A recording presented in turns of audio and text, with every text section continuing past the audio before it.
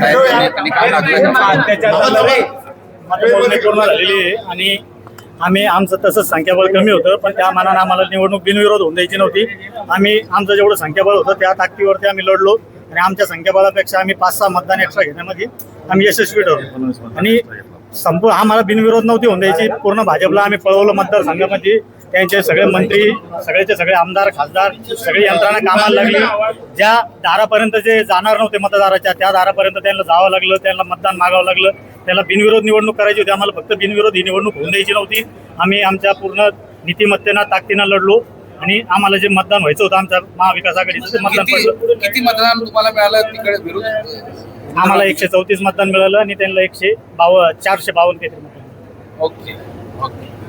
या सगळ्या निवडणुकीनंतर तुम्ही पहिल्यांदा म्हणाले होते की मी पहिला उमेदवार आहे, मला उमेदवारी मिळाली हेच हे आता हो, मला शिवसेना प्रमुख बाळासाहेब ठाकरे यांच्या आशीर्वादाने उमेदवारी मिळाली आणि पहिली वेळेस मी तर 5च महिने झाले होते मी नगरसेवक होऊन सनी आणि मला एवढी मोठी उमेदवारी मिळाली आणि पक्षाचा आदेश असल्यामुळे ती निवडणूक लढलो मी. फक्त भारतीय जनता पक्षाची निवडणूक आम्हाला बिनविरोध होऊन द्यायची नव्हती. आम्ही पूर्ण ताकदीने ही निवडणूक लढलो. घोडेबाजार चालला मी उमेदवार होतो म्हणूनच घोडेबाजार चालला. मतदाराला काही का होईना त्यांच्या दारापर्यंत यांना मत मागण्यासाठी जावं लागलं, याचा आम्हाला आनंद आहे.